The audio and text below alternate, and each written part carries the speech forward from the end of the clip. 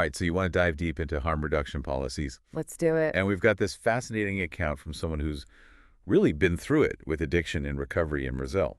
Yeah, his story is incredible, and it really gives you a new perspective on how these policies actually play out in people's lives. So 25 rehab stays, can you believe that? That's a lot. 10 of those were involuntary because of his father. It seems like he was trapped in this cycle. It's a powerful illustration of how addiction can impact not just the individual, but their family as well. Definitely. And then there's this point where his family actually abandons him. Yeah, that's tough. I can't even imagine what that must have been like. And it just highlights the immense strain that addiction can put on relationships. It often leads to broken families, unfortunately. It's heartbreaking, and you'd think that would be rock bottom, but it actually gets worse. Oh, no. He ends up homeless for 3 months, and his drug use spirals out of control. That's a common trajectory, unfortunately. It is, and he finally reaches a point where he's desperate for detox. You'd think that would be the moment he gets the help he needs. Right. But he goes to a clinic and they turn him away. Now, that's where his criticism of harm reduction policies really starts to come into focus. So why did they turn him away? They told him he had to go through all these preliminary steps, weeks of it, before they could even consider admitting him for detox. And that was all because of harm reduction protocols. Exactly.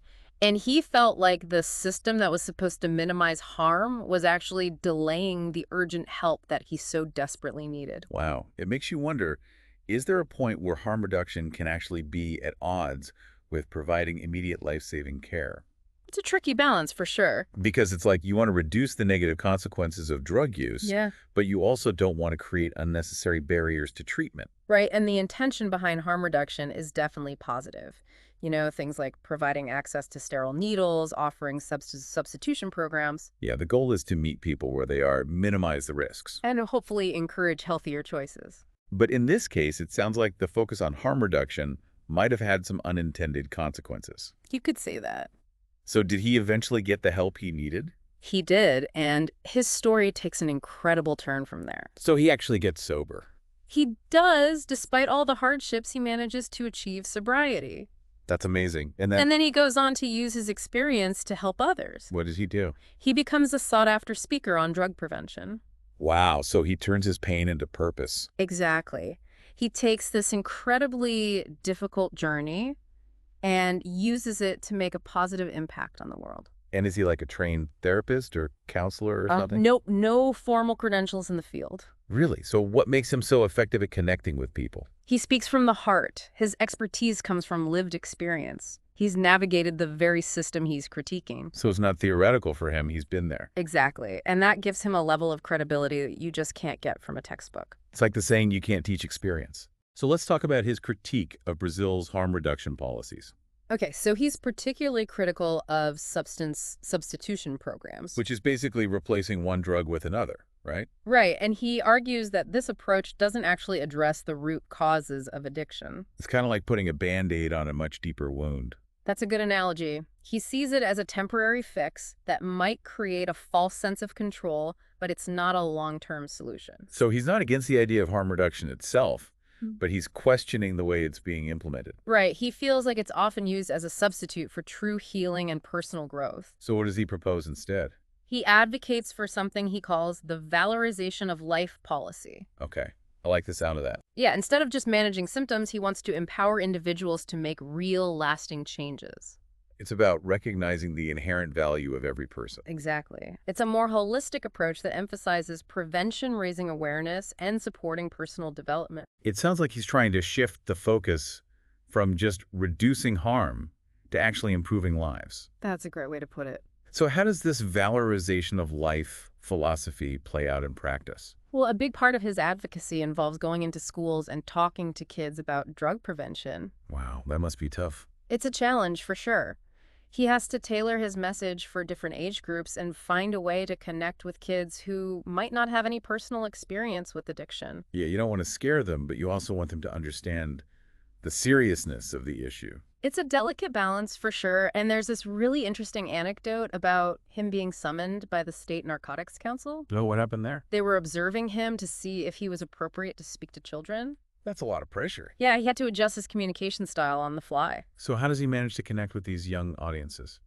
Well, he's very creative in his approach. He uses music, theatrical elements, personal stories. He's really trying to bring the message to life. He understands that to really make an impact, you have to engage people's imaginations. And especially with kids, you have to make it fun and interesting. Right, and he's a master storyteller. He knows how to capture people's attention and make them feel something. So he's turned his life story into a powerful tool for education and prevention. Exactly, and I think one of the key takeaways here is that personal testimony can be incredibly powerful. It's like he's living proof that recovery is possible. And that's a message that can really resonate with people, especially those who might be struggling themselves or know someone who is.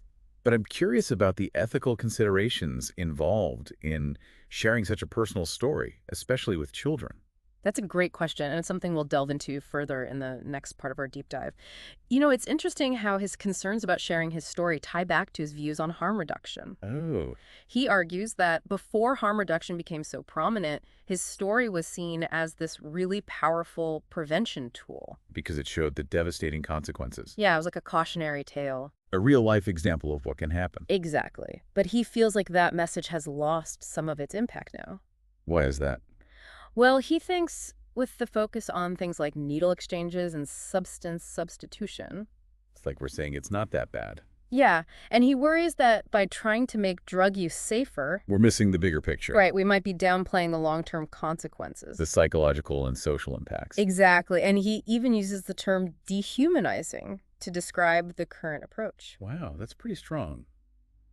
What does he mean by that? He feels like it reduces individuals to statistics. Just focusing on managing their drug use. Yeah, instead of addressing the underlying issues. Like poverty, trauma, mental health. Exactly, all the things that contribute to addiction in the first place. And that's where his valorization of life policy comes in. Exactly. He wants to shift the narrative from harm reduction to life enhancement. So it's not just about preventing overdoses. It's about empowering people to make real changes. To reach their full potential. Exactly. And he believes his story can play a big role in that. By showing that recovery is possible. Right. He wants to give people hope. Okay, I'm starting to see how all of this connects, but let's go back to how he talks to kids about this stuff. Sure. So he had this experience back in 1995 where he was invited to speak at a bunch of schools. And he was already well known at this point. Yeah, he'd been in a film about addiction and people were starting to recognize him, So he goes into these schools thinking he could just give his usual talk. which at that time was very detailed and technical. I bet that went over well with a bunch of teenagers. Not so much. He quickly realized he needed to change his approach. Because these kids hadn't experienced what he had. Right. They had support systems. They were protected by laws. They hadn't been on the streets. Exactly. So trying to lecture them about the dangers of drugs wasn't going to work. He had to connect with them on a different level. Yeah, so instead of focusing on his own addiction, He talked about something else. he shifted the focus to things like self-care and hygiene. That's brilliant.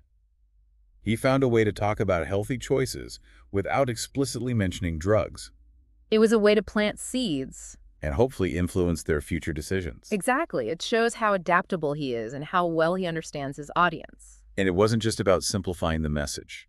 He also wanted to make it engaging.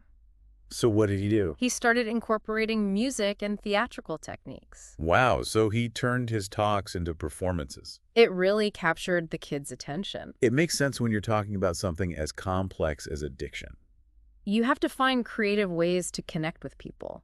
especially young people. They need something that will stick with them. It sounds like he put a lot of effort into crafting his presentations Absolutely. He spent hours practicing and refining his approach. because he's really passionate about this work, He wants to make a difference, and he emphasizes the importance of collaborating with teachers. to make sure the message continues after he leaves. It's not a one-time thing. It's about building a culture of awareness and support, So that kids feel comfortable talking about these issues. and seeking help if they need it. He's advocating for a holistic approach to drug prevention One that goes beyond just scare tactics. because he understands that it's a complex issue with many factors at play. And he sees himself as playing a key role in that process. It's truly inspiring how he's turned his struggles into something so positive. It is. It's a testament to human resilience and the power of sharing our stories. We've talked about his journey, his views on policy, his work as a speaker, But there's one more thing we need to explore, his ethical concerns about sharing his story. especially with children. Let's delve into that now. Yeah, it's a tough line to walk. You want to be honest, but you also don't want to send the wrong message. Exactly. And he's really careful about the language he uses. Like what? For example, he avoids words like winner or superhero when talking about recovery, Why is that? because he doesn't want to create this unrealistic image. Like it's easy or something. Right, recovery is hard work. It's a constant battle. And he doesn't want to sugarcoat that. Nope, he wants kids to understand that it's a journey. Not a destination. Exactly. And it's a journey that requires ongoing support. And probably has a lot of bumps along the way.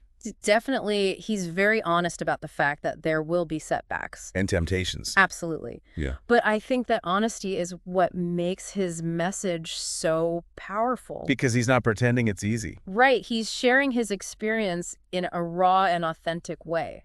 And that's probably really refreshing for kids to hear. Especially in a world where they're constantly bombarded with these perfect images. It's like he's saying, look, this is the reality. Addiction is tough, but recovery is possible. It takes work, but it's worth it. And I think that message of hope is really important. It shows kids that they're not alone. That there's a way out of the darkness. It's incredible how he's turned this painful experience into something so positive. It really is. It speaks to the power of the human spirit. So as we wrap up this deep dive, I want to leave you with a question. Okay, I like questions. If you were in charge of redesigning drug policies, That's a big one. what aspects of harm reduction and this valorization of life approach would you prioritize? It's something to really think about. There are no easy answers.